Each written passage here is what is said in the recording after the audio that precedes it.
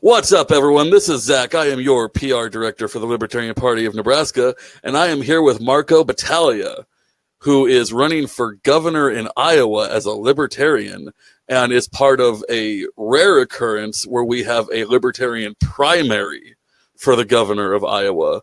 So having more than one libertarian running in a race in a state is awesome.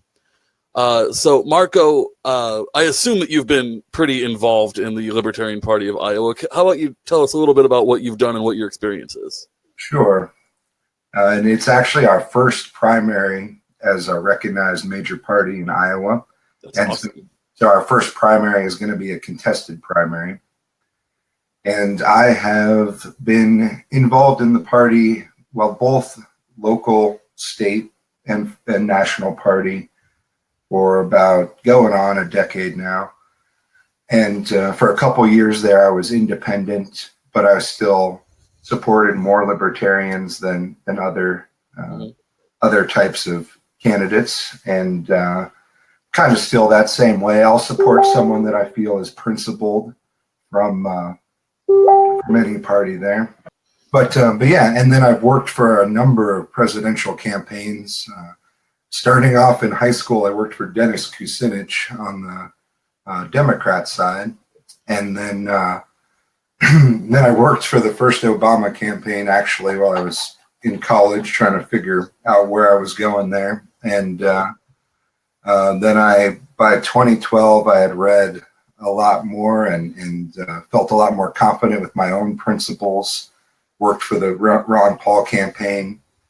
And then I also worked for the Rand Paul campaign up until we nominated our presidential candidate. And then I've supported our candidates for the last couple of election cycles. Cool. I worked for Johnson and Weld and Johnson and before that Johnson and what was his name? The guy from California that was his running mate. The first was it Judge Gray? Judge Jim Gray. He's awesome. We actually have an independent candidate running for governor of Iowa that has worked with Judge Gray as well, but he's a more of a progressive type than a libertarian. Okay. So you've been you had a much wider variety of political experience as far as working different parties, and that's really interesting. Yeah, what first got me interested in politics, I was like a kind of a punk metal teenager, so I was pretty uninvolved with the system, kind of anarchist for a while, and then it was really the Jesse Ventura campaign for governor that got me interested in politics, and I met Jesse on that campaign and got a shirt from that campaign and had the doll and all that stuff. So that one really got me interested and also proved to the country and the world that someone that wasn't a Democrat or a Republican could win an office like governor. Mm-hmm. And after that, I think you had a couple, like I think Lincoln Chafee was independent when he won. And yeah, then probably the next closest were Johnson and Weld, who were, libertarian leaning, I suppose. Yeah. We can always go down that rabbit hole at any group of libertarians get together. That's always going to be a discussion. Oh, I think it's not going to go away for a while because Weld seems to be sticking around. Yeah, which, to his credit, he said he was going to, and a lot of people said, nah, he'll go back to being a Republican. He stuck around. He's been true to his word. Yeah, someone that high profile coming in, you're not going to really be able to win with the whole party, no matter who it is. Yeah.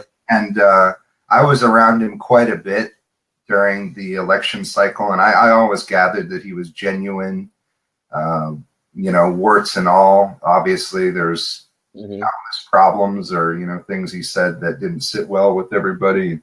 Plenty of things that didn't sit well with me, but I always got the feeling like mano a mano that he was genuine in his interest in libertarianism. Sometimes I feel that there are some libertarians that think that being a moderate libertarian means that you don't have principles. I think whatever his principles are, he sticks by them pretty well, and I have to respect that.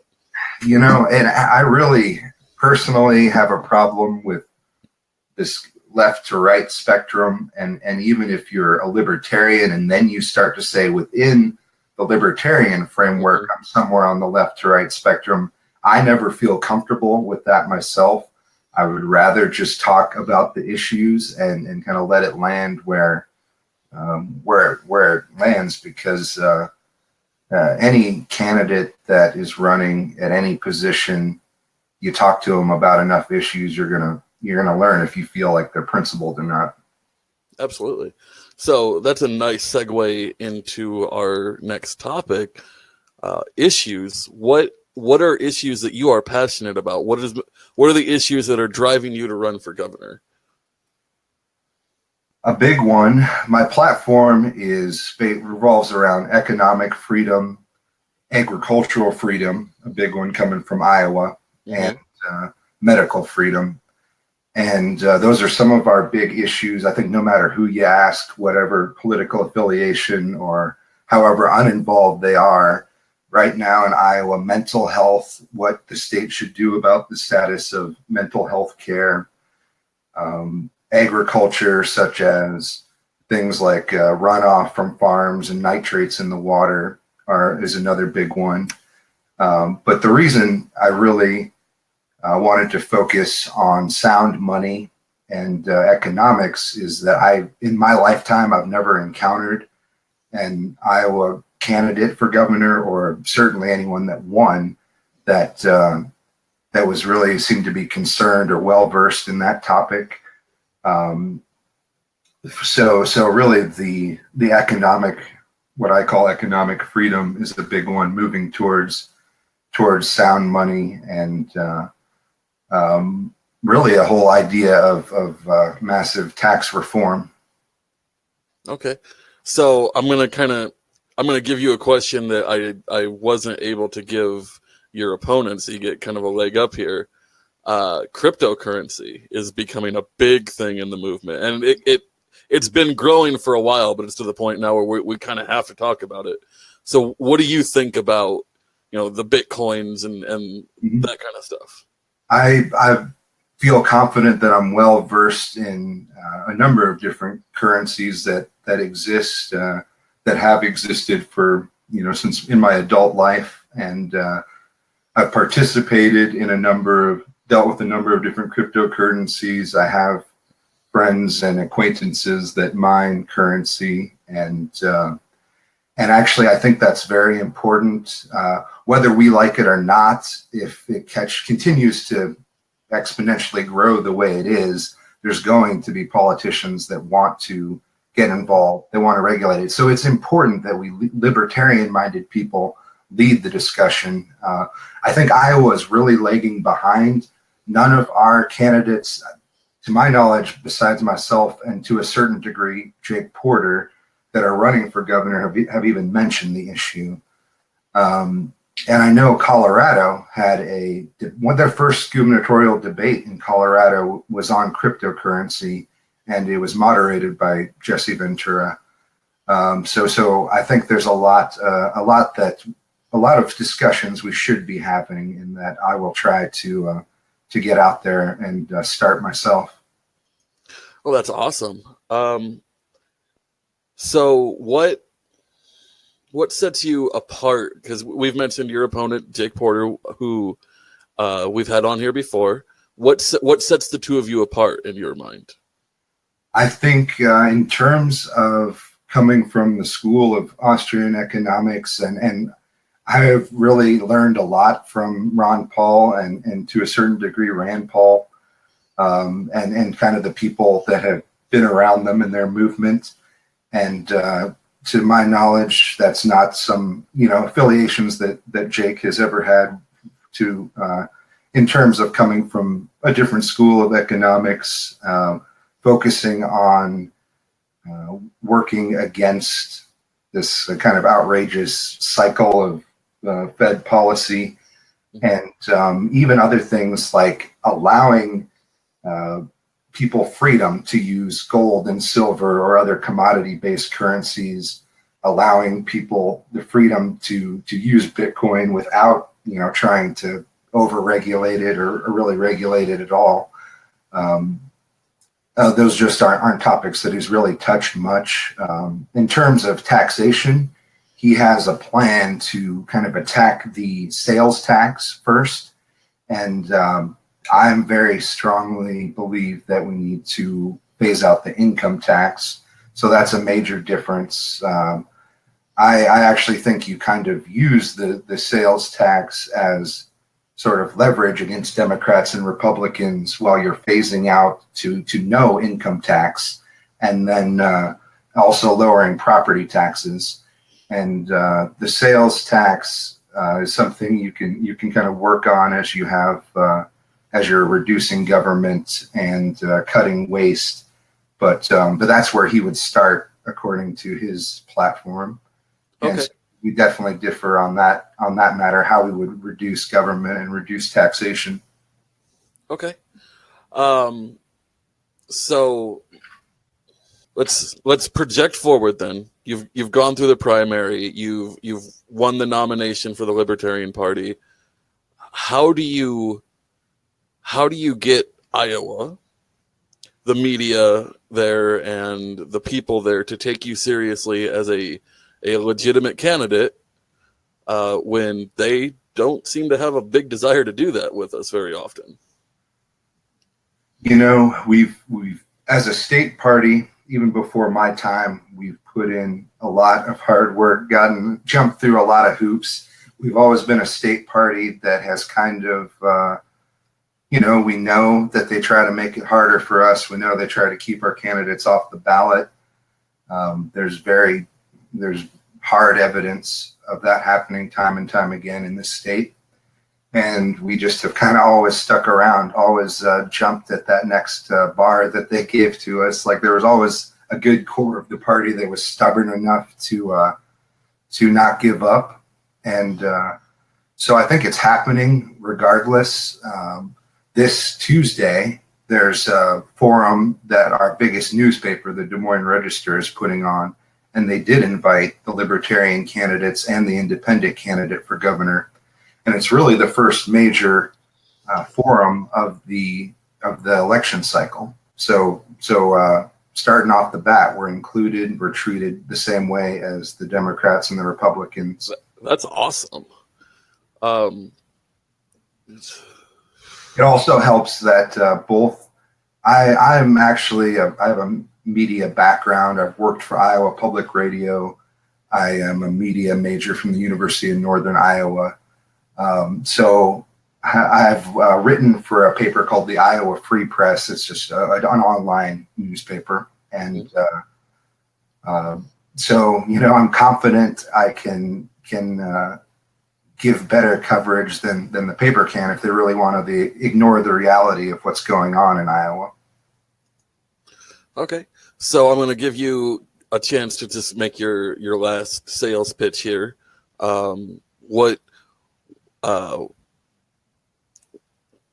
Since this is Nebraska, obviously we can't vote for you.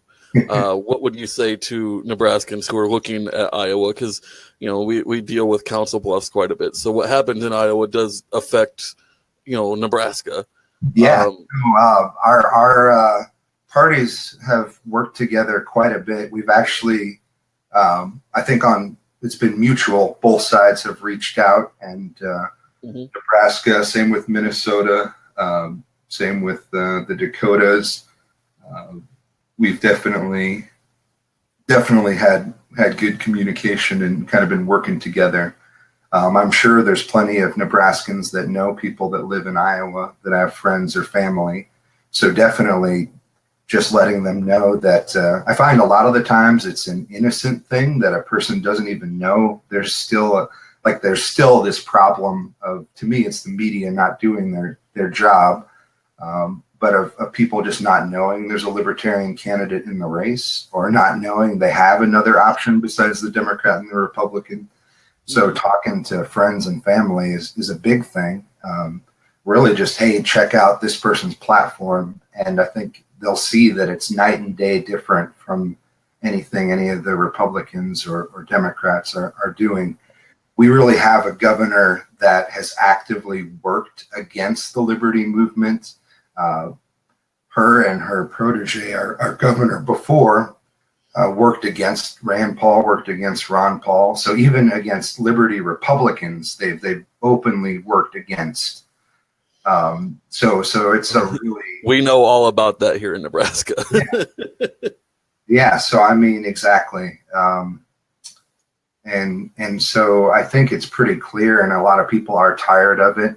I think most Iowans are libertarian, and when they have a candidate in their neck of the woods or a candidate at the top of the ticket to support, and they're aware of that, I think it's only a matter of time before we get, get more libertarians, get a libertarian in office at a, one of the major level positions. All right, so let's wrap this up. Where can people find you? Where can they get involved? Where can they donate? Sure. Pretty much everything can be found at www.marcobattagliaforgovernor.com. I'm revamping my website. My team is right now, so it'll look different, but that you'll find it either way.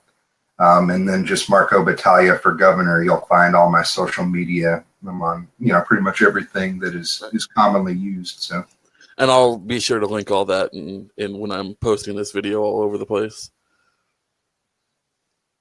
So, final thoughts? Anything you want to say? Yeah, a big thing is really being inspired by people that I know that are struggling.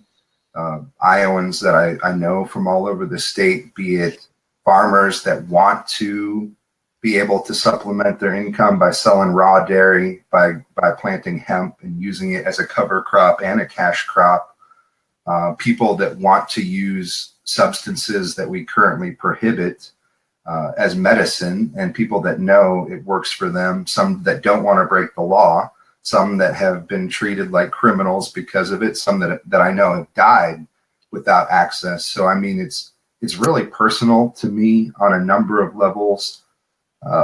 I have an acreage and I've tried my hand at farming, and I know that our governor will say things like we're feeding the world, or we're helping the farmers with our farm bill, and we're doing no such thing. We're helping mostly people that don't live in the state, that own land, and multinational corporations with the cronyism, and most farmers can't do what they want with their land, and most have, we take money away from one person to give it to someone that grows the crop that the government tells them they should be growing.